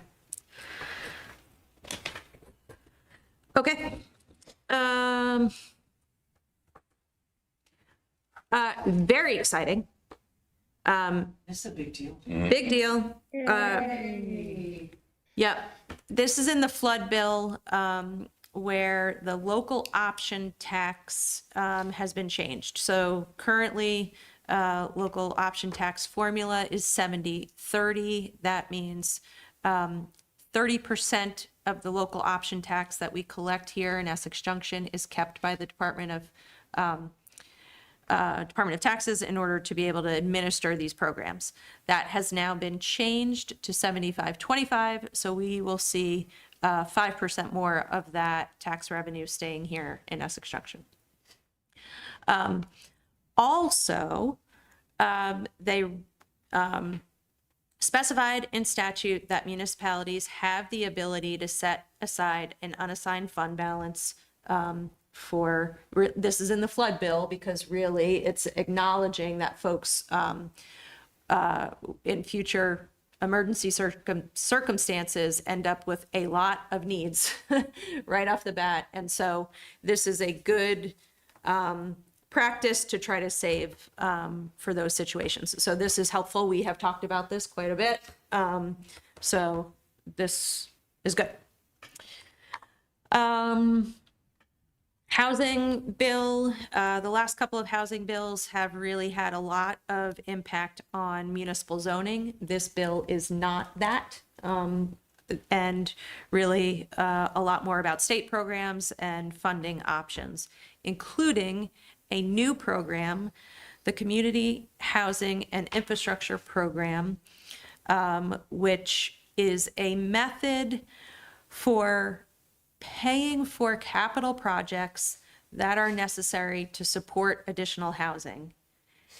And the future tax revenue that will come from that housing is what is used to pay back that debt for the capital projects. Really, this concept has been used as a tax increment financing tool in the state for a while. There have been many restrictions on using TIFs, and not everybody, and at times the state has limited how many communities can do that. This is supposed to be a much simpler, easier tool. It is up to VEPC to spell out how this will work. The idea is that they will have that done in November. The hope is that by 2026, this will be up and running so we can start putting it into action. I believe a developer can ask us for this specifically, or we can instigate it ourselves. I was losing the word. Now I'm all befuddled. I could just add a comment about CHIP. It's just a miracle that passed. And I wonder if we could someday have a conversation about how we might utilize it. I think a parking garage would be an excellent project to consider with CHIP and how we could partner with developers to make that a win-win for more housing and more parking in the quadrant of the city that really needs it the most. Yeah, good idea. Since we already have sewers. Yes, we have sewer needs. True. For that Very number of true. housing units, but great idea. Okay. Stormwater management, really, most of this bill is for communities that have housing subdivisions that were required to put stormwater regulation, or, get myself confused. It's put in place to help communities figure out how to get existing subdivisions that have to come into compliance with the 3-acre rule, how to help assist that. Because in those circumstances, there are sometimes not an HOA, so there is no other responsible party for the subdivisions. Really, for our purposes, the only thing you need to know is that the deadline for 3-acre permits have changed from 2033 to 2038. So we have a number of properties in the city that have to come in compliance with this rule, the schools, CVE, a couple of the shopping centers on Pearl Street, and so the deadline has pushed out to 38. There are a number of different changes to election law. From VLCT, they had a number of suggestions that they wanted to see changed here. Really, at the end of the day, what was changed is really just what came out of the Secretary of State's office. Most of these changes really are from a candidate perspective, so I didn't go into too much detail here. But the VLCT wrap-up has a great list of what those changes are. And Susan will go through some training on this and get up to speed on it.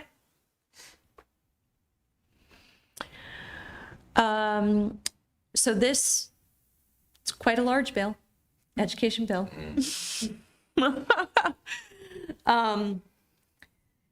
There will be a whole lot that is sorted out on this, but really, for our municipal purposes, this also includes changes and concepts around how reappraisals may be done in the future. And it also has some changes to how properties are classified. So the bill suggests a regional approach to reappraisals. It requires that they're done every 6 years. And so a lot more to come to see how this plays out. We are currently doing our reappraisal right now, so we are full steam ahead to get that project complete. And so for our purposes, this does not change anything for us right now. It will create some changes for what this looks like next time the community does it. Regina, can I ask whether we could perhaps invite members of the school board to come sit with us? Because before we embark on the budget process, I'm concerned about the timing of this bill. You know, it has a long timetable, like not everything doesn't just get implemented right away. There's a couple years delay. Yep. And my understanding, I was having a conversation with one of the school board members recently, our CLA could take another nosedive next year down to like the 40% range. And if that happens, our property taxes are going to go through the roof again. And so before we go through our budget process, and we just were talking about it and what we thought would be a suitable, acceptable increase, but if we're going to have a decline in the CLA and a subsequent increase in the property taxes, we need to take that into consideration for the municipal side of the budget. And maybe if we have the school board come talk, they can share their concerns, and perhaps our legislators as well, because this is going to be a train coming down, and our budget's going to get significantly impacted by it. Okay.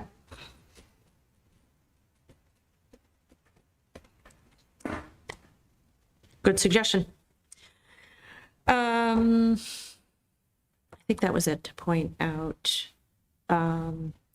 Here, yep, this is the new property classification. Transportation bill, so also not excellent news, but just want to point out, we had this conversation at the start of this meeting, specifically around Route 15 and when it was intended and may someday get repaved. The transportation bill really reduced the amount for paving for state roads. So we will likely be in the position of having to use our funds as this continues going forward for a bit. So super frustrating. And that's it. Should have ended on a positive note. Should have put that line at the end. Yeah. Well, the positive note is that Pearl Street is being paved Yes. westbound, That's true. right? Yeah. So, and that little piece of Main Street, Yeah. right? So that's a win, Yep. even if it's not really.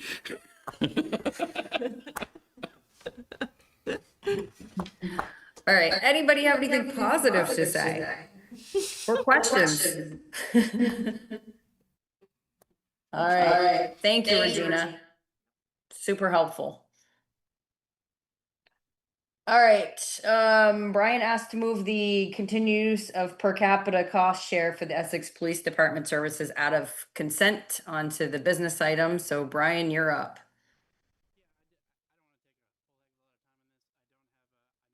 Of this discussion item was that we're required to look at the cost split between the town and the city. I don't have any problem with the financial agreements, but I did want to state for the record that I'm concerned if we were paying for about 50% of a contract that we have literally no say in that. So I know this is not the time to bring it up, but I wanted to bring up my discomfort with that arrangement for future negotiation purposes for the record. And then, but now since it's not in consent, do I have to move to accept it? Yes. So moved. Can I get a second? Second. All in favor? Aye. Thank you. All right, now I will entertain a motion to approve everything else that's on the consent agenda. So moved. I'll second. Thank you. All in favor? Aye. Thank you, guys. All right, Regina, city manager report. Okay, we got a couple of things going on, so just going to go through this quickly and plug for the city newsletter. A lot of what I'm about to say will be in the August edition, so please go to our website and get signed up for that if you would like. So, Crescent connector signals, they have been adjusted.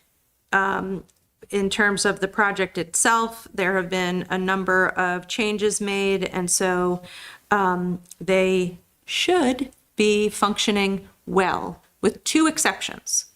At our last open forum meeting, folks asked about the smart feature that at night the signal will recognize that no one is waiting at a particular leg into the intersection and move right past that phase.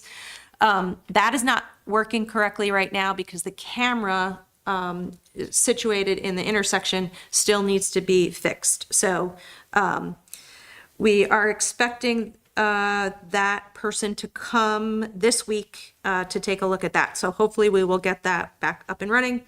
The other piece that is not functioning right now is the emergency emitter at Park and South. So that will be corrected as well. But otherwise, we are there on the signals. So that's exciting. We have started the water line replacement and Iroquois Road replacement project. There is a email list that you can also get on. So please visit our website to take a look at that if you'd like to get those updates. But that project is starting on Monday. We also will be starting on the library roof soon. So that's exciting.